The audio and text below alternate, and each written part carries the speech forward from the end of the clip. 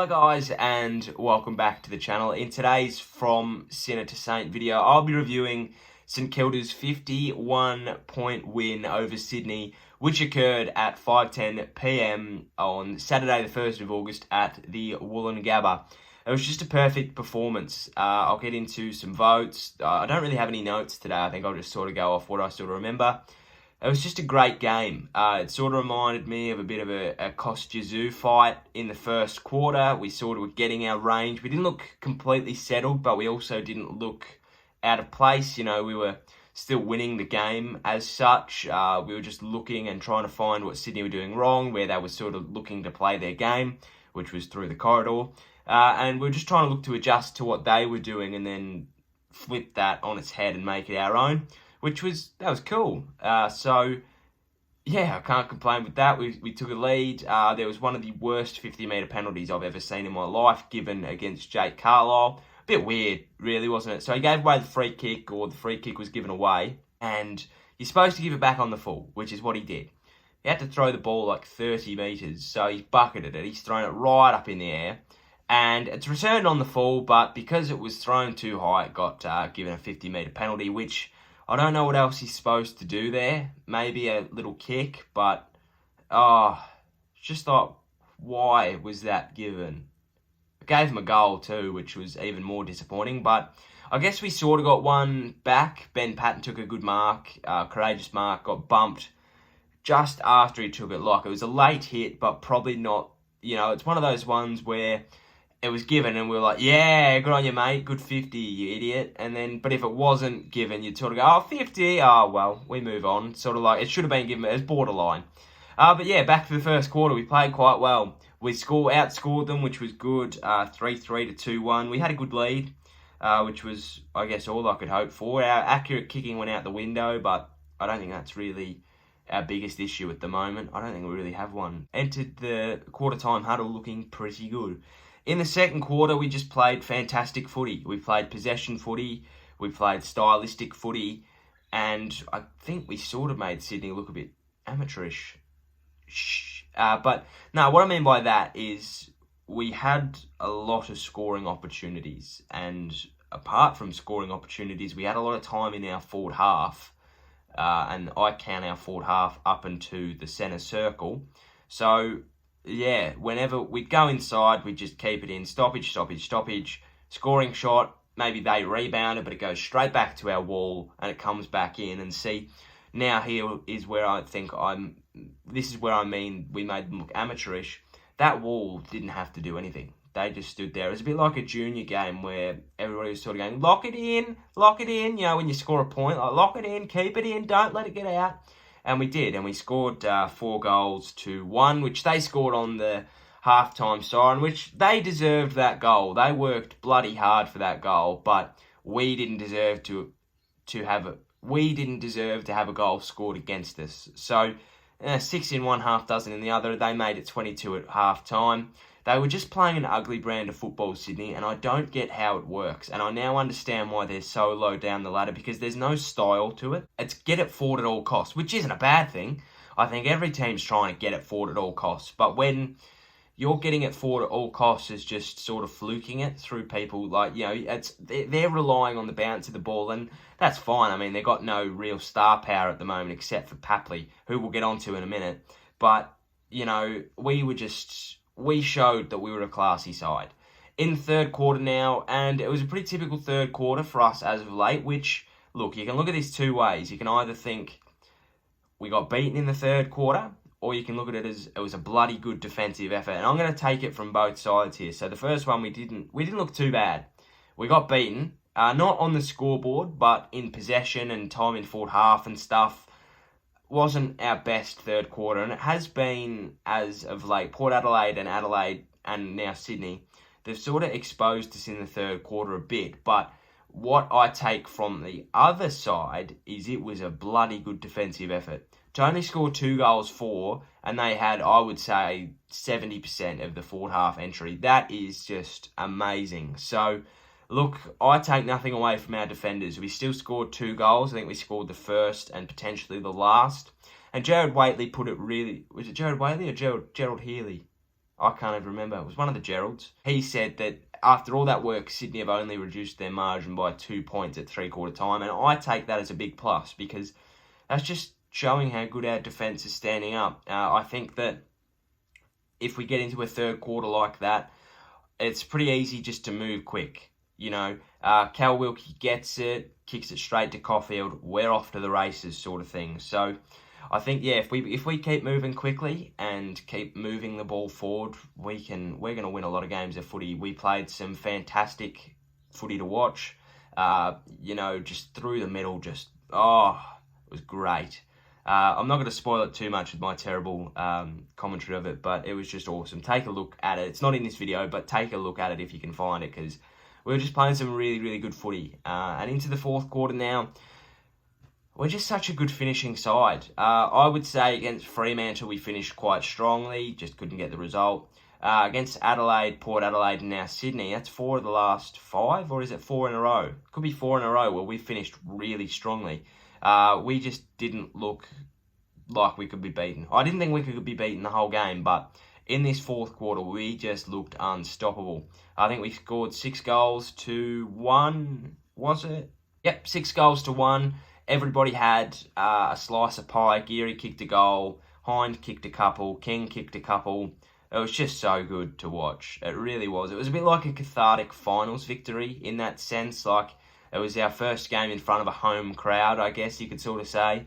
And it was just like, it wasn't a close game, but in those close finals where there's a team that's looking like they're on the verge of winning, and then there's the other team that's looking like they're on the verge of not winning, and then the team that's on the verge of winning just keeps winning, and like every goal that they score in the last quarter just gets a little bit louder until about the 25-minute mark, and then the lid's off. That was like us. So I was just like, yes, and then by like the 5th goal, I was like, yes, it was just so good. It was great. It was really good. We looked like a genuine top 4 side in that last quarter, and if we can keep doing that, maybe for a bit longer. But look, to be fair, we did it in the second and the fourth. First quarter we had patches, and the third quarter we just willed our way through it. So I would say that that's a pretty good 4-quarter performance. On to a couple of key matchups that I loved. Max King on Dane Rampey made him look a little bit stupid. It was just around the ground. Max got beaten, but I expected that. I expected Max to get beaten around the ground when he's on Dane Rampey, but in the air, in the contest, Dane had no chance. Max is getting a lot better around the ground too, I must admit. Like, his ball control around the ground and his agility for a 202cm man is fantastic. Hind kicked 3, King kicked 3 as well, so both breakout games for the club for them. So Hind keeps his spot. I've been sceptical on him, but if he can keep doing that, it's fantastic. Gresham collected 23 himself and kicked a couple of goals, which is awesome. Brad Hill, although, how many did he get? 20 odd? Brad Hill got 15, which I'm not complaining with. That was probably his best game for the club, I would say, except for the Richmond game. That was one of his best games for the club. He was just showing why we got him, just gut running. And that's the thing, is like, although he doesn't have to be a possession player because we've got our possession players. So, Hunter Clark played really, really well. Caulfield had a bit of a quieter game, but looked really good when he had the ball. Ben Patton didn't get much of the ball, but, he only got 14. He kept Tom Papley to 9 disposals and 1 goal too.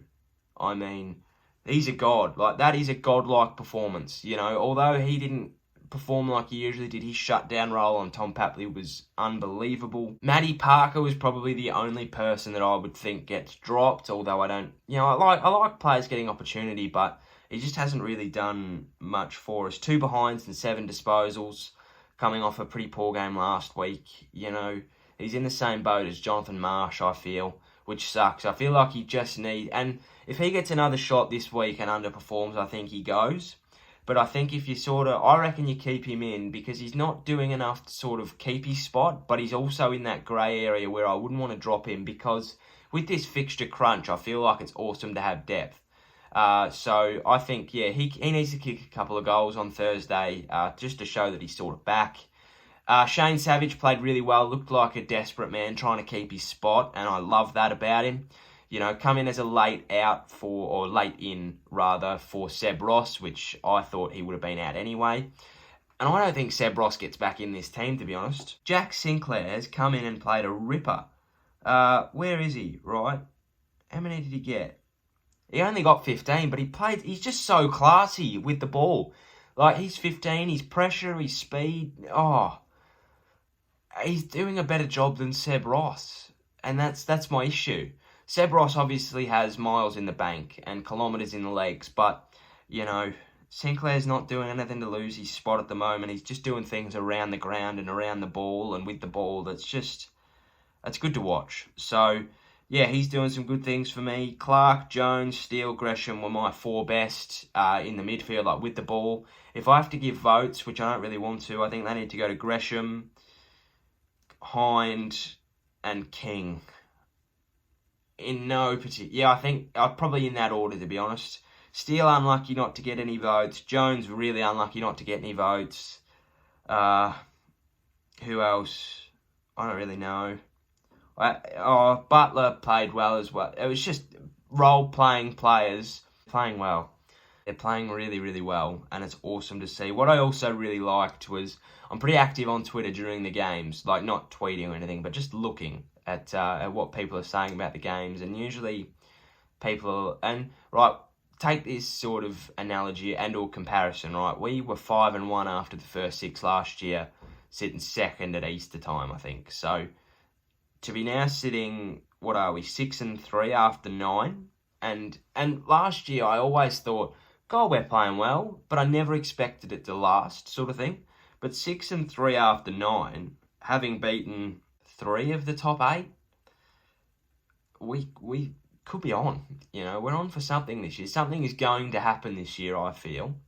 And it's really, really nice. It's a nice feeling because people are starting to notice it as well. I saw a couple of tweets saying that we're approaching the window a lot quicker than a lot of people may seem, and I would absolutely love that if our premiership window was to open this year.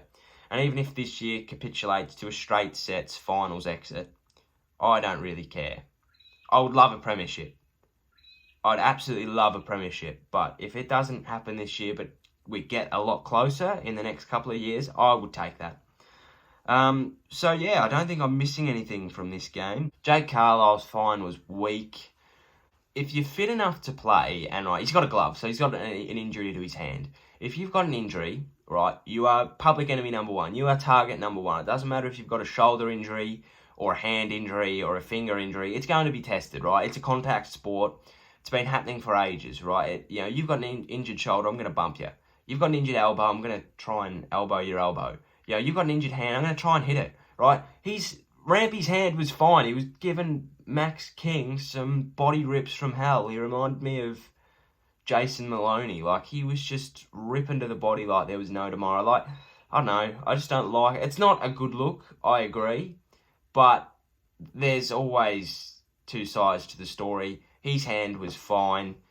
And if he wasn't wearing a glove, I don't think we would have really cared. But it goes against everything. Take this, for example, Tom Stewart. I know he broke his collarbone, but and that's unfortunate. But he has strapping on his shoulder. People bump him. It is what it is. That's what you sign up for. I don't think the fine was necessarily there, but it was given. We move on. Full preview of the Gold Coast game coming potentially tomorrow, probably tomorrow. Wednesday at the sort of latest, I feel. I've got a bit of time this week and for the rest of the next 6 weeks, given that we're back in lockdown. But, I'm in regional Victoria, so we're back into stage 3, which is essentially stage 4, but with a little bit of leniency. Masks start today. I got mine. Look out. Really comfortable. Breathable. They don't fog up my glasses. Before I go, new series starting Wednesday. It'll be something called like the Saints Strategy or Strategic St Kilda or something. I've got it from Blue Abroad, so I'm not taking credit for it at all. You'll see more of what it's about in the next coming days. Also, shout out to Wesley, right? The game finished at 8:15? And I don't know, if you're still watching, sick, awesome. Probably should have done this at the start. But if game finished at 8:15, I did a bit of a happy dance, listened to the song, belted the song out the back afterwards.